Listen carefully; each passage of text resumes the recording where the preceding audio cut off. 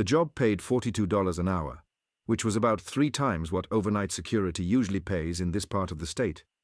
The listing said only that the candidate had to be comfortable sitting alone in a large indoor space for 8 hours at a stretch. No patrols, no rounds, no reports. The exact language was, applicants must remain seated at the designated station and refrain from independent movement between the hours of 11 p.m. and 7 a.m.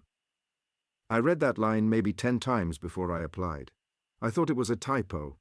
I thought somebody had meant to write independent investigation, and the HR person had been half asleep when they typed it.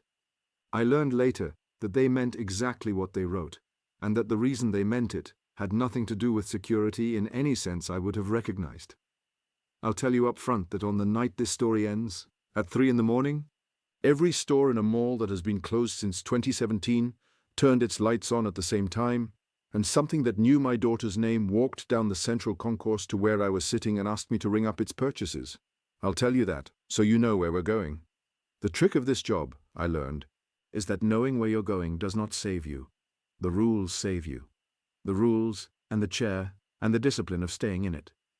My name doesn't matter for the purposes of what I'm telling you. I'm 41, I'm divorced, I have a daughter I see on alternate weekends, and before I took the mall job, I had spent 11 years doing overnight security at a parts distribution warehouse off the interstate. I was good at it. I liked the quiet. I liked the small economy of a thermos and a paperback and a radio tuned low enough that it sounded like somebody murmuring in the next room. When the warehouse contract got pulled and rebid by a national firm that wanted younger people on lower wages, I lost the post. I spent 4 months applying to anything that would let me sit still and stay awake. The mall listing came through a staffing agency I'd never heard of. They had a 1-page website and an office in a strip mall 2 towns over, above a tax preparer's. The woman who interviewed me was maybe 60, with a soft voice and rings on every finger. She asked me 3 questions. She asked if I had any history of sleepwalking. She asked if I had any history of religious vows. And she asked if I had ever, as an adult, woken up somewhere I did not remember going. I said no to all 3. She wrote something on a yellow legal pad and told me the post was mine if I wanted it, starting Monday. I should have asked more questions. I want to be honest about that. There were 3 or 4 moments in that interview where a more careful man would have stopped and asked her to explain herself. But $42 an hour will close a careful man's mouth.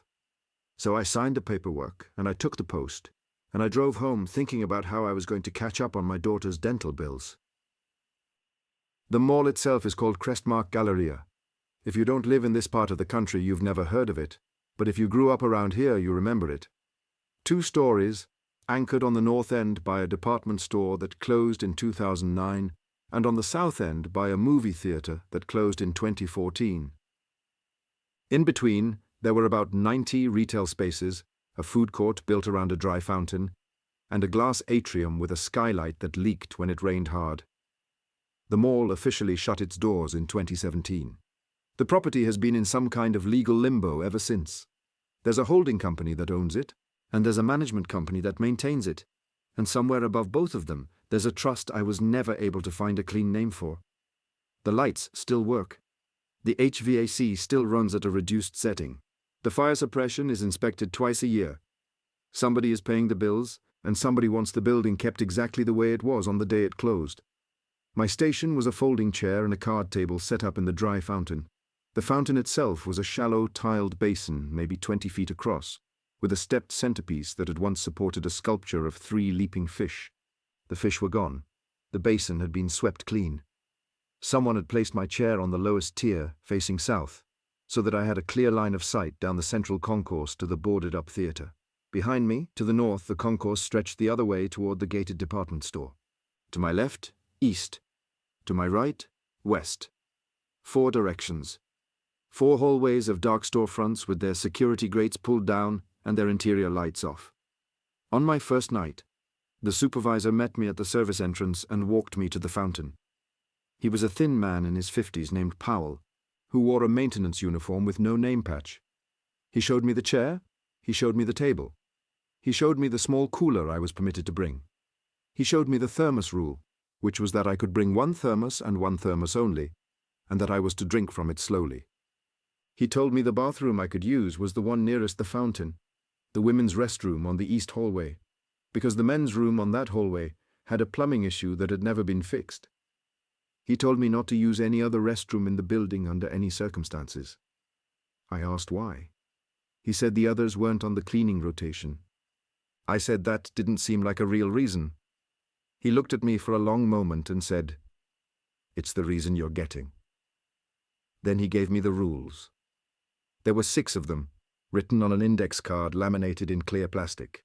The card was worn at the edges, and I could see where it had been laminated at least twice, the older lamination still visible under the newer one.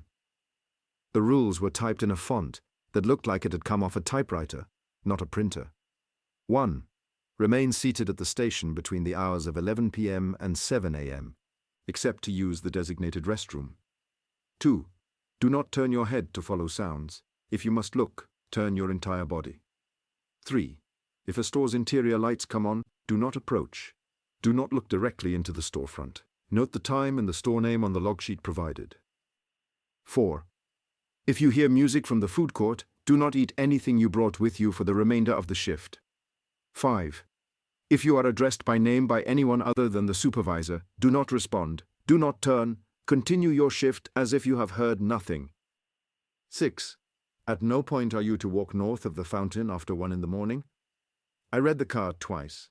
I asked Powell if he was serious. He said the rules had been written by the man who'd had the job before him, and by the man before that, and by a woman before that, and they had been refined over a period of about 6 years. He said the rules worked. He said if I followed them, I would finish my contract, collect my money, and go home. He said if I didn't follow them, I would have problems he couldn't help me with. Then he handed me a clipboard with a log sheet on it, a cheap ballpoint pen on a string, and a small 2-way radio tuned to a channel he said was monitored from an off-site location. He told me to use the radio only in an emergency, and that the definition of an emergency was narrower than I might think. He said a fire was an emergency. He said almost nothing else was. He left at 10:45. I heard the service door close behind him, and then I heard the lock engage, and then I was alone in a 2-story shopping mall with the lights at half power and the air handlers humming somewhere above the suspended ceiling. I sat down in the folding chair. I put my thermos on the table. I opened my paperback, and I waited for 11 o'clock. The first night was uneventful in the way that first nights at strange jobs sometimes are. The mall made the sounds you'd expect an old building to make. The HVAC cycled on and off. The fluorescent tubes in the concourse hummed at a pitch just below the threshold of comfort. Somewhere on the second floor, a piece of metal expanded and contracted in the cooling air, making a soft popping noise every 15 or 20 minutes. I drank from my thermos. I read 3 chapters of my book. At 7 a.m., Powell came back through the service entrance, walked me to the fountain, looked at my blank log sheet, nodded, and walked me out. In the parking lot, in the grey light, he said, "Tomorrow will be different." I asked him what he meant. He said, "They let the first night go. They're polite that way." I asked him who they were. He didn't answer. He said, "Get some sleep. You did fine." I drove home. I slept. I woke up at 3 in the afternoon and ate cereal standing at the kitchen counter and tried to convince myself I had imagined the way he said they. I tried to convince myself it was a figure of speech. By the time I got back in my car at 10 that night, I had almost talked myself into it. The second night, I sat down at 11, and at 17 minutes past 11, the lights came on inside a store on the east hallway. It was a children's shoe store. I remembered the name from when my daughter was small. The grate was still down, but behind the grate the interior lights had clicked on, the way they would have on a normal business day. Through the grate I could see the bench where parents used to sit, and the wall of small boxes, and the foot-measuring device on the floor. I remembered Rule 3. I noted the time. I noted the store. I did not approach. I did not look directly. I kept my eyes on my book and watched the lit storefront only with my peripheral vision. At 11:31, the lights in the shoe store went off. At 11:44, the lights came on in a perfume kiosk in the center of the concourse, halfway between me and the theater. I noted it. They went off at 12:02. At 12:17, the lights came on in a sporting goods store on the west hallway. I noted it. I noted that the grate was still down. I noted that I could not see anyone inside. They went off at 12:38. This pattern continued with small variations for the rest of the shift. By 6 in the morning, I had logged 11 separate instances of stores lighting themselves. None of the grates had been raised. None of the storefronts had shown any movement. The lights came on, they stayed on for 15 to 20 minutes, and then they went off. When Powell came in at 7, he looked at my log sheet and said, "That's about right for a Tuesday." I asked him what was happening. He said, "The stores are opening, that's all. You logged it correctly, you're doing fine." I asked him who was turning the lights on. He said, "Nobody is turning them on." He said it the way you'd tell a child that nobody is moving the clouds across the sky. The third night I logged 14. The fourth night I logged 9. The fifth night I logged 17. And one of them was the department store on the north end, which had been closed and gated since 2009. The lights came on behind the gate at 1:56 in the morning. I was very aware at that moment of Rule 6. The department store was north of the fountain. I did not get up. I did not approach. I noted it on the log sheet. I noticed that my hand was steady, and I was a little proud of that. The way you can be proud of small, useless things when you are alone in the middle of the night. The department store lights stayed on for 41 minutes. That was longer than any of the others. When Powell saw the log on the 6th morning, he stood there for a long moment, looking at the entry for the department store.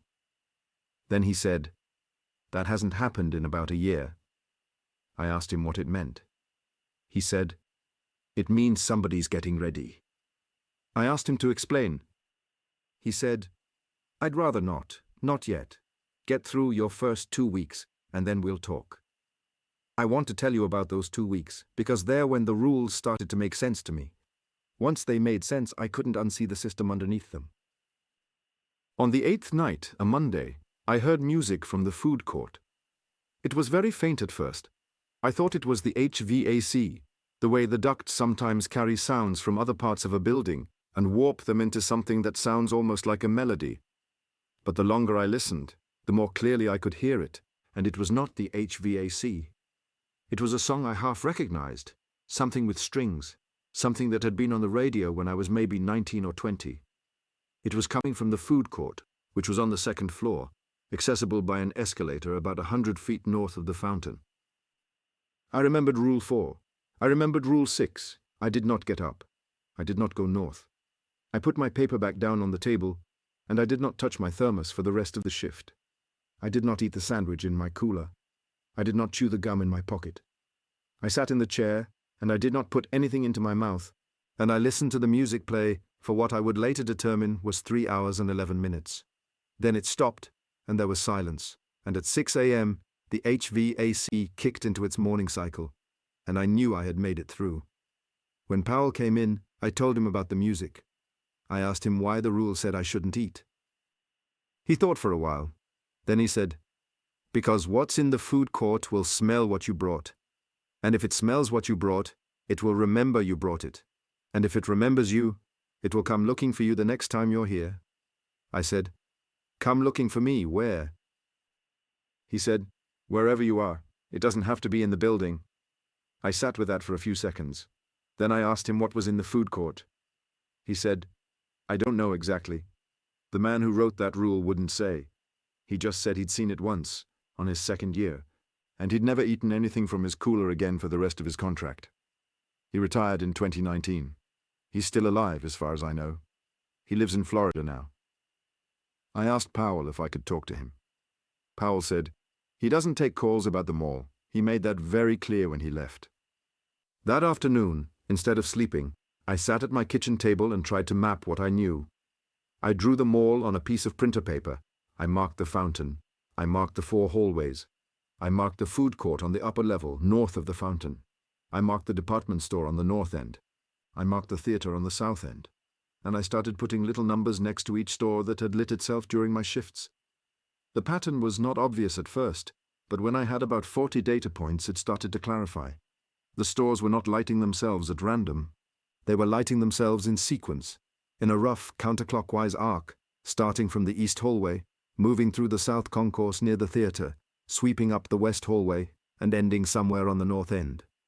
The cycle took most of a week to complete, and the department store on the north end was always the last to light when it lit at all. It looked on my piece of paper like a slow hand sweeping around a clock face. It looked like the mall was a clock, and the fountain, where I was sitting, was the center post. I did not sleep well that day. I went into my next shift carrying that drawing in my head, and I could feel myself watching the storefronts differently. I was no longer logging anomalies. I was charting movement. On the 11th night, I broke Rule 2 for the first time. It was an accident. I heard a sound on the west hallway, a sharp, small sound like a coin dropping on tile, and before I thought about it, I turned my head to look. Just my head, not my body. I caught myself almost immediately, and I turned back, but the damage was done, if damage is the right word. For the rest of that shift, I had a feeling I have trouble describing. It was the feeling of being watched from a specific direction, a feeling so precise that I could have pointed at the spot. The spot was on the west hallway, about 60 feet down, in front of a store that used to sell luggage. I did not look at it again. I kept my eyes on my book. But I knew, the way you know somebody is standing behind you in a quiet room without turning, that something was standing in front of the luggage store, and that it had noticed me when I turned my head.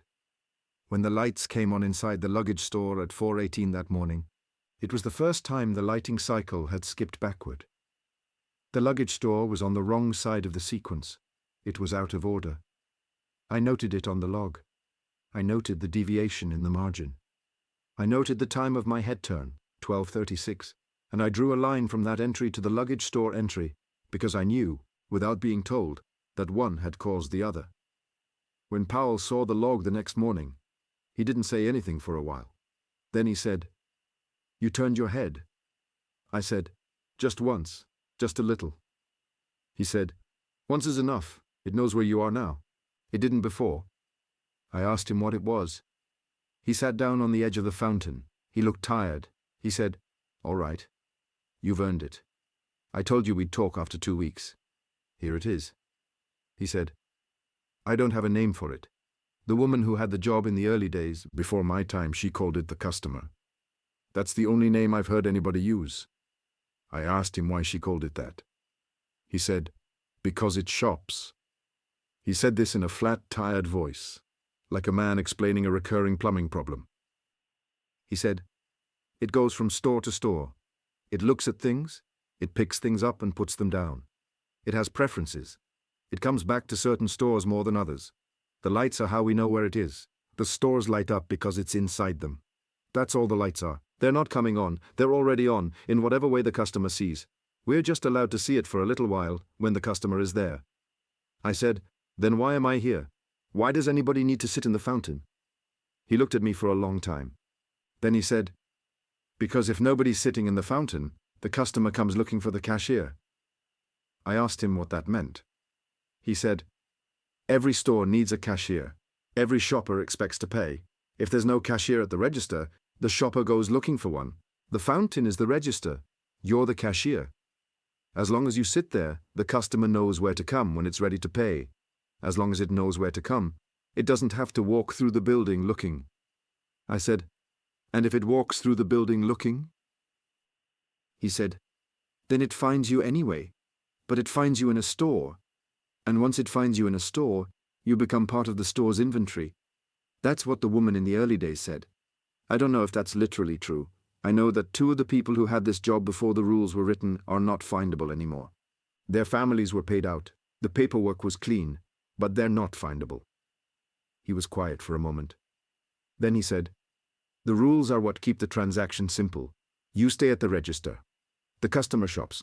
When the customer is done, the customer goes back to wherever it goes. Nobody pays. Nobody gets paid. The store stays open. The mall stays closed. Everybody keeps their job." I want to be honest with you.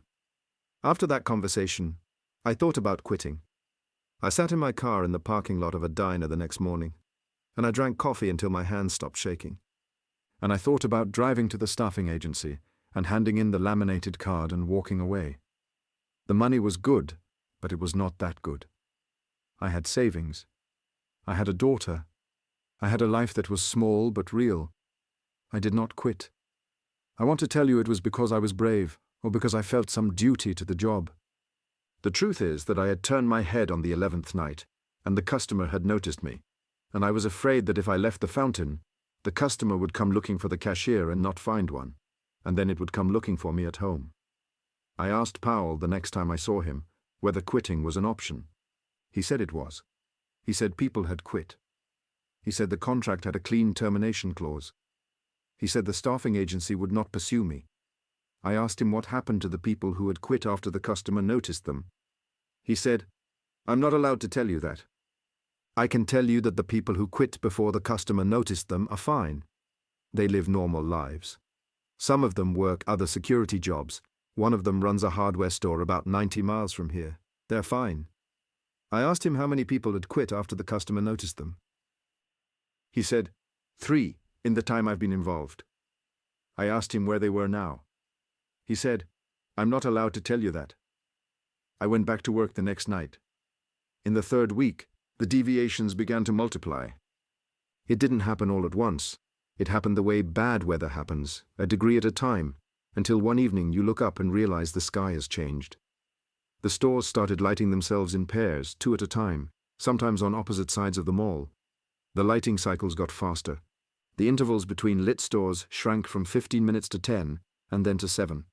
The food court music played 4 nights out of 7. The department store lit itself twice in a single week, which Powell told me had never happened before in his 11 years of overseeing the post. And I started to notice something else. Something the rules didn't directly address. I started to notice that the layout of the mall, in small ways, was not the same from night to night. The first time I caught it, I thought I was tired. The store directly south of the fountain, the one I looked at all night, had been a phone repair shop on my first week. I knew this because the sign was still up, and the window display still had a cracked screen in it with a price tag. On the 15th night, the sign was still up, and the cracked screen was still in the window. But the interior, what I could see of it through the grate, looked different. The counter had moved. It had been on the left wall. Now it was on the right wall. The arrangement of shelves behind the counter was reversed. I told myself I was misremembering. I told myself I had never really paid attention to the counter's position. The next night, the counter was back on the left. The night after that, it was on the right again, and the shelves were a different color, and there was a chair behind the counter that hadn't been there before. I started watching the phone repair shop carefully. Not directly, of course, peripherally. Over the next week, I logged 11 distinct configurations of its interior. The grate never went up. The lights never came on. But the interior changed. I started watching other stores. The shoe store on the east hallway had at least 4 configurations. The luggage store had 3. The sporting goods store had so many I lost count. The mall was rearranging itself. Slowly, quietly, in ways that did not require the grates to be lifted or the doors to be opened. The interiors were moving on their own. I asked Powell about it. He said, "You're noticing more than you should." I said that wasn't an answer. He sighed, and he sat down on the edge of the fountain, which was the closest I had ever seen him come to relaxing in my presence. He said, "The customer is not the only thing in here. The customer is what shops. The mall is what stocks the shelves. Every shopper needs something to look at. The mall makes sure there's always something new, that's all I know. The man before me told me that, and the woman before him told him, and we leave it at that." I asked him if anybody had ever tried to study the mall, to document the rearrangements, to figure out what the customer was looking for. He said, "Once, a man named Hollis, in 2011. He was an academic. He came in through one of the holding company's lawyers and got permission to set up cameras. He set up 12 of them, on the 2nd floor, pointed at 12 different storefronts.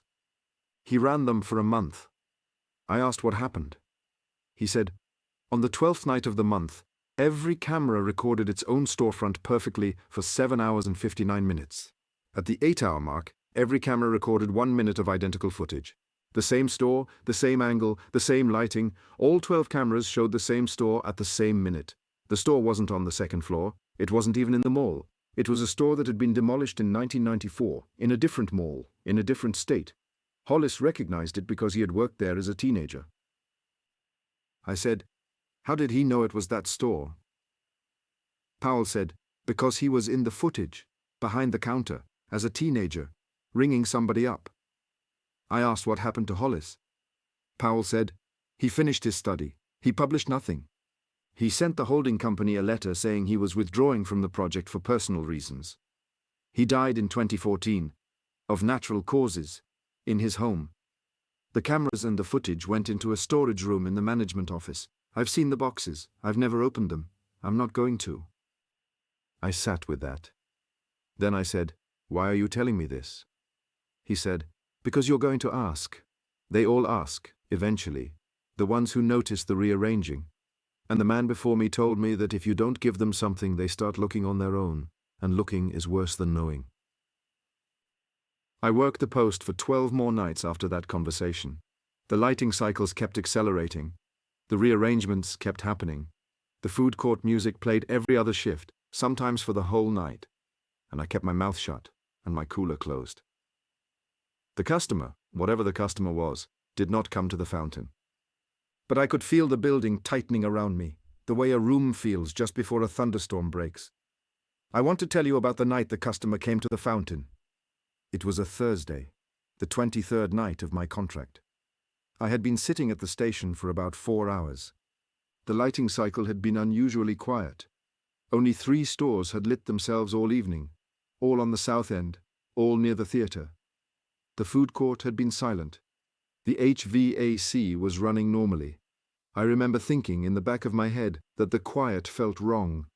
The quiet felt like the building was holding its breath. At 3 o'clock in the morning exactly, the lights in every store on the east hallway came on at the same time. Not in sequence. All at once. I counted 14 storefronts illuminated simultaneously. The lights spilling out of them through the grates made the east hallway look like a normal evening at a normal mall, except that there were no people in any of the stores, and the grates were still down, and nothing moved behind the glass.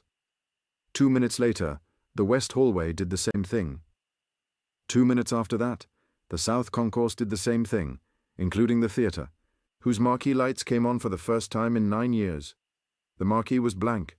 There was no movie listed, but the bulbs around the edge lit up in their old chasing pattern, the kind that used to make my daughter laugh when she was little. 2 minutes after that, the department store on the north end lit up. Every floor, every window, even the gated front entrance had lights spilling out around the edges. The mall was open, every store, all at once. For the first time, I think, since 2017. And then I heard footsteps. They were not loud. They were not running. They were the unhurried footsteps of a person walking through a building they knew well. They were coming from the north, from the department store. They were moving south, down the central concourse, toward the fountain. I remembered Rule 6. North of the fountain after 1 a.m. was forbidden. The customer was north of the fountain. The customer was coming south. I remembered Rule 2. Do not turn your head to follow sounds. If you must look, turn your entire body. I did not turn. I kept my eyes on my book. I kept my hands on the table. I breathed slowly. I listened to the footsteps come closer. They passed the escalator. They were maybe 40 feet away, maybe 30, maybe 20. They stopped. I could feel something standing on the north edge of the fountain. I could feel it the way you can feel somebody standing behind you in a quiet room. I did not turn. I did not lift my eyes from the page. I did not move. And then it spoke. It said my name. Not my full name. The shortened version my ex-wife used to use. The version only she had ever used. The version my daughter has never heard. I remembered Rule 5. If you are addressed by name by anyone other than the supervisor, do not respond. Do not turn. Continue your shift as if you have heard nothing. I continued my shift as if I had heard nothing. I turned a page in my book. I did not read the page. I stared at it.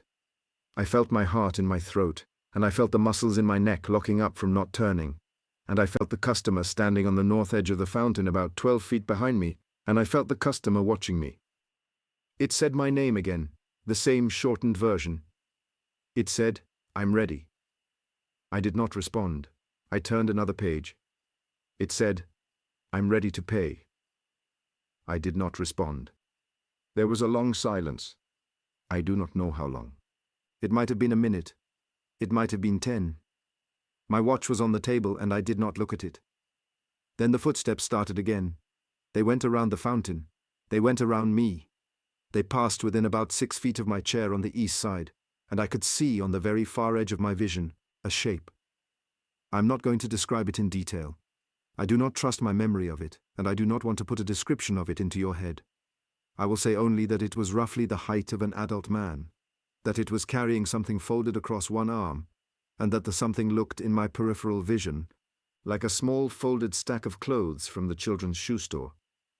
It walked past the fountain, continued south, and went into the theater. The marquee lights went off as soon as it was inside.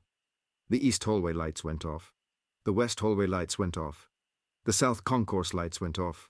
The department store lights went off, floor by floor, like somebody walking through and turning them off room by room, except nobody was in there.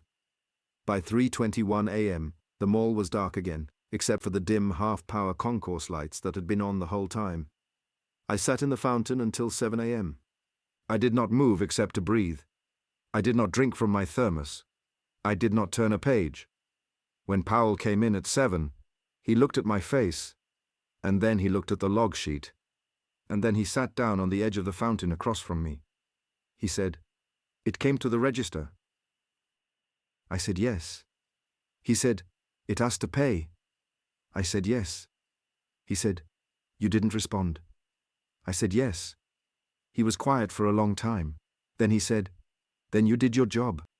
That's the most that's ever been asked of anyone who's had this post. The man before me had it happen twice. He retired 6 months after the second time. He said he didn't have a third in him. I asked Powell what would have happened if I'd responded. He said, "I don't know. The rules don't say. The rule just says don't respond. I assume the people who responded are the ones I'm not allowed to tell you about." I asked him what happens now. He said, "Now it knows the register works. It knows the cashier is on duty. It knows the transaction is being handled correctly. That should keep it satisfied for a while. Months, maybe." The man before me had 8 months of quiet after his first visit. I asked him what was in the stack of clothes. He looked at me sharply. He said, "You saw what it was carrying." I said, "Yes," I said in my peripheral vision. I said it looked like children's clothes from the shoe store. He was quiet for a long time. Then he said, "The shoe store also sold socks and small accessories, hats, mittens, that kind of thing." He said, "I'm going to ask you a question, and I want you to think before you answer. Do you have a daughter?" I said yes. He knew I did. It was on my application. He said, "How old is she?" I said 9. He nodded slowly. He said, "That's about the age range for the shoe store's inventory." I sat with that. I sat with it for a long time. Powell did not rush me. He sat across from me on the edge of the fountain, and he let me sit with it. Finally I said, "What do I do?" He said, "You finish your contract. You keep the rules. You do not bring anything of hers into the building. Not a photograph, not a hair on your coat, not a smell on your hands. You wash before you come in. You change clothes in your car. You leave your phone in the glove compartment, so nothing of her voice can come in with you. You do this for the rest of your contract. And then you finish your contract, and then you do not come back. You do not visit. You do not drive past the parking lot. You forget the address." I said, "And then she's safe?" He said, "Then she's as safe as the rules can make her. I can't promise more than that. Nobody can. The rules are what we have." I want to tell you that I finished my contract. I did. I followed every rule. I washed before every shift. I changed clothes in the parking lot. I left my phone in the glove compartment. I did not bring anything of my daughter's into the building. Not a photograph in my wallet, not a drawing in my pocket, not a thought I could help. I logged the lighting cycles. I noted the rearrangements. I did not turn my head. I did not respond to my name. I did not eat when the music played. I did not go north of the fountain after 1 in the morning.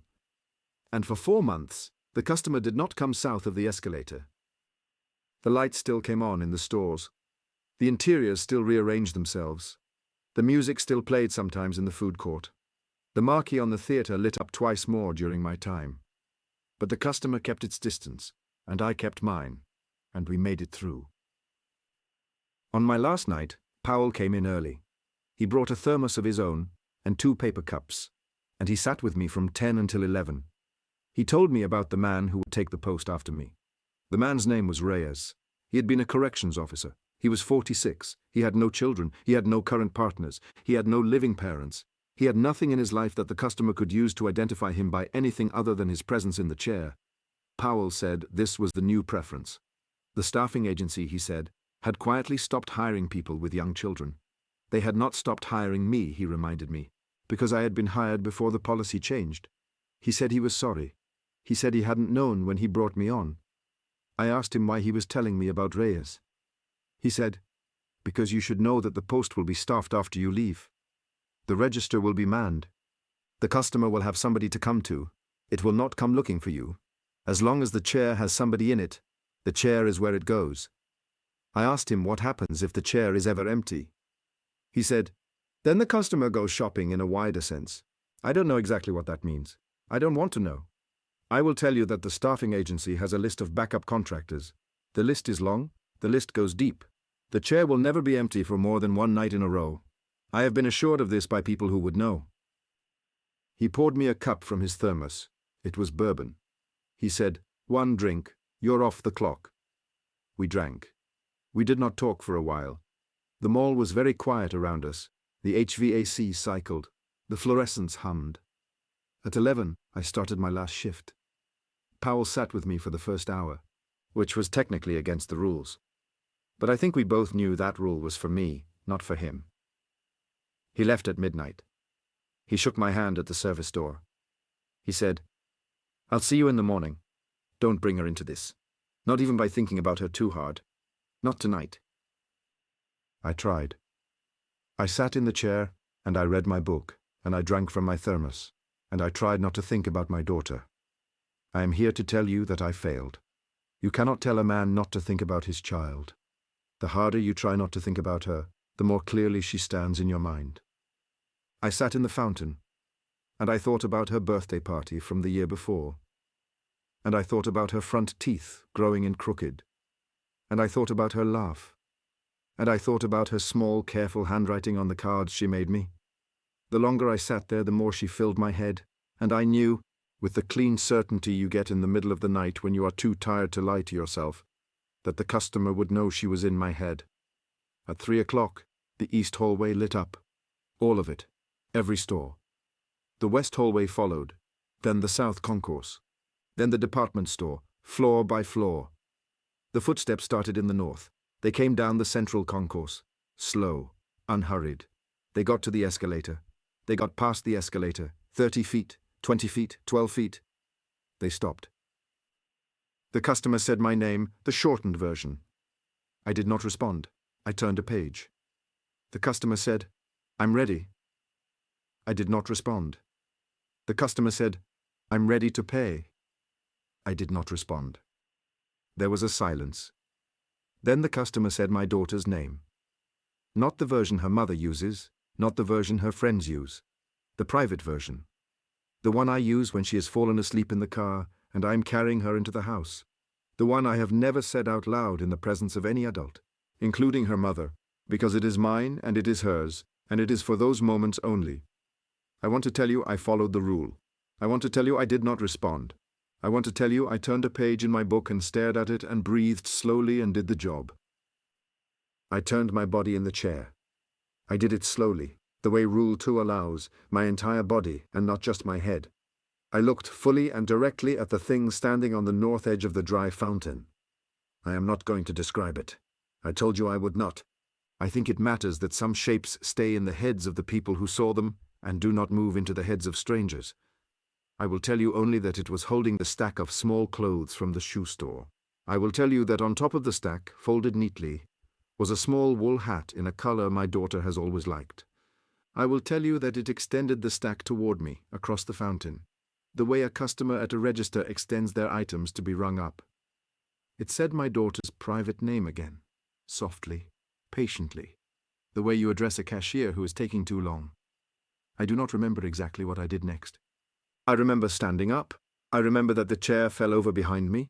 I remember that I did not take the stack of clothes. I remember that I said out loud, in a voice I did not recognize as my own, "We're closed." I remember a long silence. I remember the customer setting the stack of clothes down on the edge of the fountain, very gently, in the spot where my paperback had been. I remember it turning. I remember the footsteps going back the way they came, north, past the escalator, into the department store, the lights going off floor by floor and as it walked through them. I remember sitting back down in the chair, which I had to write first. And I remember sitting there until 7 a.m. without moving. And I remember Powell coming in at 7. And I remember him looking at the stack of folded clothes on the edge of the fountain. And I remember the expression on his face. He did not say anything for a long time. Then he said, "You spoke to it." I said, "Yes." He said, "You told it the register was closed." I said, "Yes." He said, "That's not in the rules." I said I knew that. He picked up the stack of folded clothes carefully with both hands. He carried it to the service corridor. I heard a door open. I heard the door close. He came back without the clothes. He sat down on the edge of the fountain. He looked older than he had looked the night before. He said, "I have to ask you something." I said, "All right." He said, "Did it accept that the register was closed?" I said I didn't know. I told him what I had seen. The setting down of the clothes, the turning, the walking back, the lights going off. He thought about it for a long time. Then he said, "That might mean it accepted. That might mean it's waiting for the register to reopen. I don't know. Nobody's ever said that to it before. There's no precedent." I asked him what I should do. He said, "Go home, sleep. Don't come back here. Don't drive past. Don't think about the building when you can help it. The contract is over. Your money will be in your account by Friday. The staffing agency will not contact you again." I asked him if my daughter was safe. He looked at me for a long time. He looked at me with what I think was genuine sorrow, and what I think was genuine ignorance. He said, "I don't know. The rules don't cover what you did. The man before me and the woman before him and the man before her, none of them ever told a customer the register was closed. I don't know what comes of that. I can tell you only that the chair will be staffed tomorrow. Reyes starts tomorrow. The register will reopen, in a sense, with a new cashier. Maybe the customer takes its business there. Maybe it accepts the new arrangement. Maybe it doesn't." I went home. I slept for 14 hours. When I woke up, I called my ex-wife and asked if our daughter could stay at her house for a while. I said it was a security thing at my apartment. I said I needed a few weeks. She did not ask too many questions. She is a good co-parent. My daughter has been at her mother's house for 9 months now. I see her on weekends, at her mother's house, never at mine. I have moved twice in those 9 months. I have changed my phone number. I have changed my email. I have closed the social media accounts I used to keep. I do not say my daughter's private name out loud anymore, ever, even when she is asleep in the car. I have driven past the mall once. I did not mean to. I took a wrong turn on a state highway, and I came up on the access road before I realized where I was. The parking lot was empty. The lights inside the concourse were at half power, the way they always were. There was a single car parked near the service entrance. It was not Powell's. It was not Reyes's, as far as I knew. I do not know whose it was. I drove on. I have one thing left to tell you. 2 weeks ago, I got a piece of mail at my new apartment. The new apartment is under a leasing arrangement through a friend. In my friend's name, not mine. No utility in this apartment is registered to me. No bank statement comes here. No piece of paper anywhere in the official world should be able to tell you that I sleep in this building. I checked twice. The envelope was small, padded, with no return address. The handwriting on the front was careful and unfamiliar, and it spelled my name correctly, including the shortened version my ex-wife used to use. Inside the envelope was a folded paper receipt, the kind you used to get at department stores, with a carbon copy underneath. The receipt was from the Crestmark Galleria Children's Shoe Store. It was dated last month. The shoe store has been closed since 2017. It listed one item. The item was a small wool hat, in the color my daughter has always liked. The price was filled in, the tax was calculated, The total was at the bottom. In the line where the cashier's name goes, in careful printed letters, was the shortened version of my name. In the line where the customer's signature goes, the line was blank. The receipt is on my kitchen counter. I have not thrown it away. I have not framed it. I have not shown it to anybody. I look at it every morning when I make coffee. The blank signature line is what I look at the longest. It is waiting for a signature. It has been waiting for a signature for 2 weeks. I do not know what happens when somebody signs it. I do not know what happens if nobody ever does. I do not know if the register at the fountain is still considered closed, or if it has been reopened under Reyes, or if the customer is keeping a separate account in my name for the day the receipt is finally signed. The mall is still standing. The lights are still on at half power. Somebody is still sitting in the dry fountain between 11 at night and 7 in the morning. The stores are still opening themselves. The interiors are still rearranging. The customer is still shopping. And on my kitchen counter, in the careful handwriting of something patient, the receipt is waiting. The pen is on the other side of the kitchen. I have not picked it up.